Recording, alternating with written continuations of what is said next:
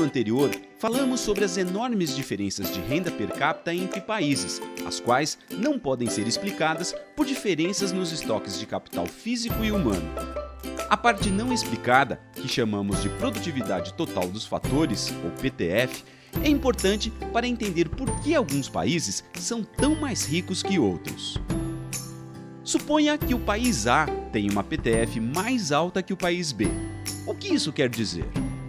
Quer dizer que caso os dois países tivessem as mesmas quantidades de capital físico e capital humano, o país A conseguiria gerar mais produto e que, portanto, teria uma renda per capita mais elevada. Mas por que países ricos parecem usar melhor seus estoques de capital físico e humano? Não há uma resposta única para isso. São vários os fatores que contribuem para a explicação a respeito das diferenças de PTF entre países. A seguir, apresentamos alguns dos principais fatores sugeridos pela literatura econômica. Infraestrutura. Países ricos têm melhores indicadores de infraestrutura, transportes, comunicações, energia, saneamento, etc., condição que tende a tornar o capital físico e o capital humano mais produtivos. Por exemplo, fica mais fácil e mais barato escoar a produção quando se tem estradas de melhor qualidade. Uma melhor infraestrutura no setor energético pode garantir energia mais barata, ao mesmo tempo em que se diminui a incidência de apagões. Tudo isso contribui para uma maior eficiência produtiva. Saneamento básico é outro fator importante nesse sentido, pois ajuda a prevenir doenças, garantindo uma força de trabalho mais produtiva. Qualidade educacional. No cálculo da PTF, as medidas utilizadas para os dois tipos de capital refletem quantidade, mas não qualidade. Isso é particularmente importante quando abordamos o capital humano. Lembre do vídeo anterior, que usamos o número médio de anos de estudo para medir o estoque desse insumo. Há, porém, potenciais diferenças na qualidade do ensino, associadas à formação dos professores, infraestrutura das escolas, etc. E uma educação de melhor qualidade tem como resultado uma PTF mais alta. Afinal, a PTF é um resíduo. Ela reflete tudo o que afeta as diferenças de renda entre países, mas que não está contabilizado nas medidas de capital físico e humano. Como o capital humano é em geral medido levando em conta apenas anos de estudo médios, as diferenças de qualidade educacional acabam se refletindo em diferenças de PTF entre países. Barreiras à competição. A competição é importante para garantir um uso eficiente dos recursos, assegurando que empresas mais produtivas sobrevivam. Isso permite que o país concentre seus recursos nas firmas mais eficientes, sendo possível atingir uma PTF mais elevada. Barreiras à competição, porém, impedem esse movimento, pois dificultam a entrada de empresas novas e mais eficientes, ao mesmo tempo em que asseguram a sobrevivência de empresas pouco produtivas.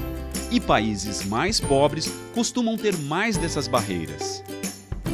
Um exemplo disso é a burocracia associada à abertura e manutenção de negócios, que tende a ser especialmente pesada em países em desenvolvimento.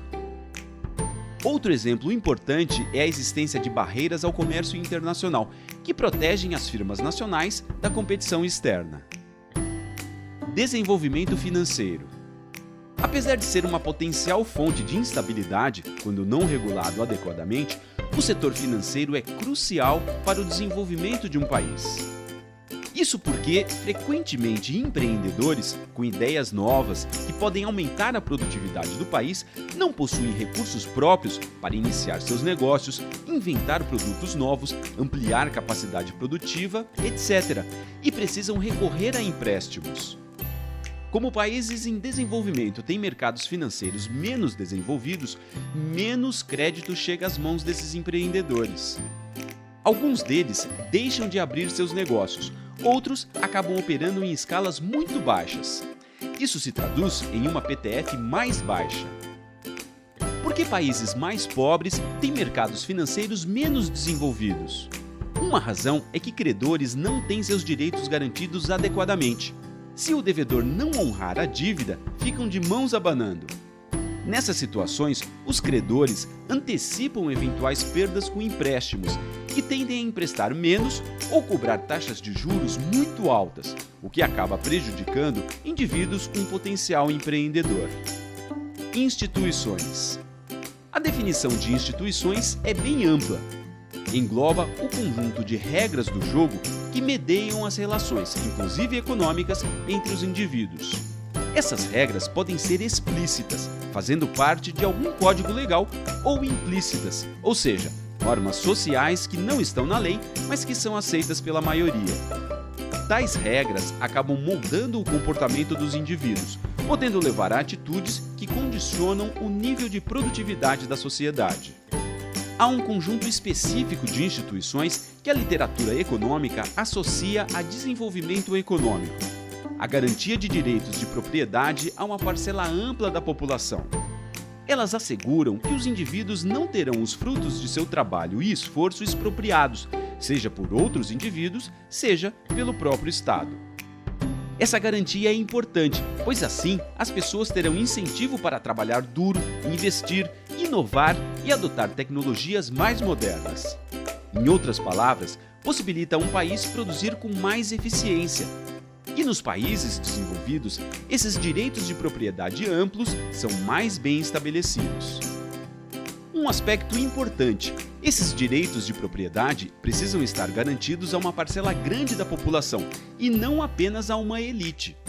Ou seja, é crucial a existência de instituições políticas que garantam que a população fiscalize seus governantes, evitando que o Estado seja capturado e sirva apenas aos interesses de alguns poucos. Indicamos até aqui alguns possíveis fatores que estariam associados ao desenvolvimento econômico, tais como investimento, educação, infraestrutura, políticas econômicas, etc. Mas o entendimento das reais causas do desenvolvimento econômico vai muito além desses fatores, que chamamos de determinantes próximos do desenvolvimento. Tais fatores não caem do céu. Deve haver razões mais profundas que expliquem por que alguns países são ricos e, ao mesmo tempo, adotam políticas que conduzem a maior desenvolvimento. Essas razões mais profundas são chamadas causas fundamentais do desenvolvimento. Hoje, temos evidências de que instituições estão entre essas causas fundamentais. Se nunca passou pela sua cabeça, certamente já passou pelo seu bolso.